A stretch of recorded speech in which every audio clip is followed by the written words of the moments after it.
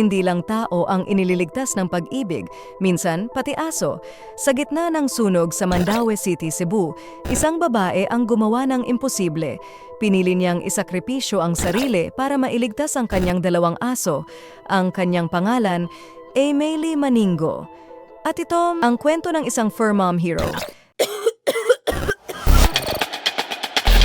I can tell we need to talk about things.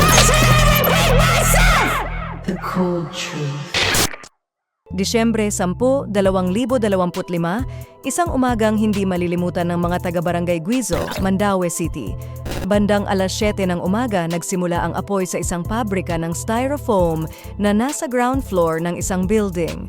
Mabilis itong kumalat hanggang sa umabot sa ikatlong palapag kung saan nakatira si Lee kasama ang kanyang dalawang aso, sina Mochi at Coffee.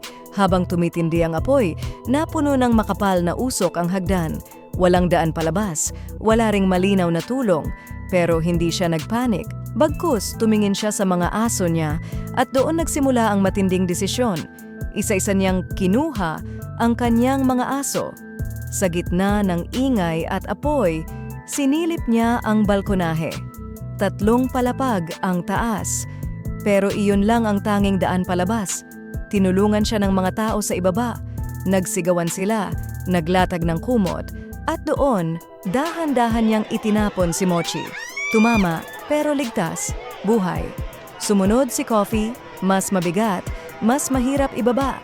Pero muli, ligtas din ito. Bago natin ituloy ang kwento, kung humanga ka sa tapang ni Lee, i-like mo muna ang video na ito at mag-subscribe sa channel para sa iba pang kwentong Pilipino ng kabayanihan at pagmamahal. Ngayon, balik tayo sa nangyari. Matapos niyang mailigtas ang kanyang mga aso, siya naman ang kailangang tumakas mula sa lumalaking apoy.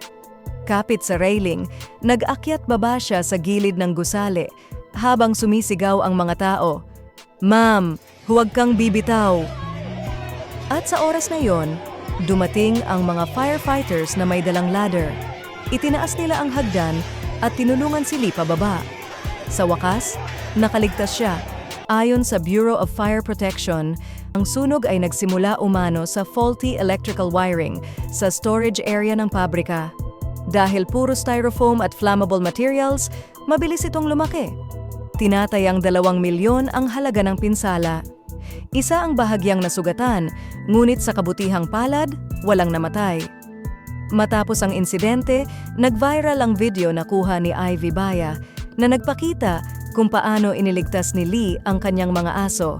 Libo-libong netizens ang nag-comment, hindi man siya pulis, hindi man bumbero, pero sa araw na yon, siya ang bida ng sarili niyang kwento.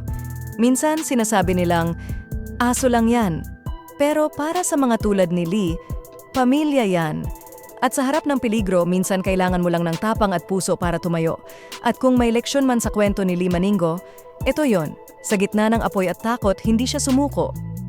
Dahil alam niyang may mga nilalang na umaasa sa kanya. Ngayon, buhay siya.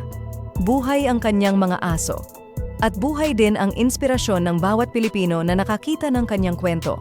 Kung nagustuhan mo tong video na to, huwag kalimutang i-like, i-share, at mag-subscribe sa channel para sa mga tunay na kwentong nagbibigay inspirasyon.